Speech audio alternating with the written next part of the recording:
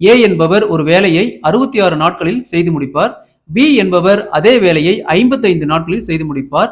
ஏ மற்றும் பி மற்றும் சி மூவரும் சேர்ந்து அதே வேலையை 22 நாட்களில் செய்து முடிப்பார் எனில் சி மட்டும் தனியே எத்தனை நாட்களில் செய்து முடிப்பார்னு கேட்குறாங்க. ஏ பார்த்தோம்னா 66 நாள், பி 55 நாள், ஏ மற்றும் பி மற்றும் சி 3 பேர் சேர்ந்து 22 நாளில் செஞ்சு முடிப்பாங்க. அப்போ சி மட்டும் தனியா எத்தனை நாள் அந்த ஒர்க்கை கம்ப்ளீட் பண்ணுவான்னு கேட்குறாங்க. ஃபர்ஸ்ட் இந்த 3க்கும் காமனா எல்சிஎம் எடுத்தோமா 330. 5 × 66 330, 6 × 55 330, 15 × 22 330. நமக்கு தேவை சியோடைய வேல்யூ மட்டும்தான்.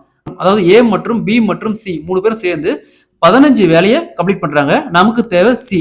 ஸோ அந்த ஏவோடைய வேல்யூவும் பியோடைய வேல்யூவும் இதுல இருந்து மைனஸ் பண்ணா சி எவ்வளவு ஒரு நாளைக்கு எவ்வளவு வேலை செய்யறாருன்னு தெரியும். அப்ப 5 + 6 11. 15ல 11 போச்சுன்னா 4. அப்ப சி ஒரு நாளைக்கு 4 வேலை செய்யறாரு. மொத்த வேலை பார்த்தோம்னா 330/4 கேன்சல் பண்ணா 82.54. அதாவது சி மட்டும் தனியா செஞ்சா 82.5 நாளில அந்த வேலையை செய்து முடிப்பார்.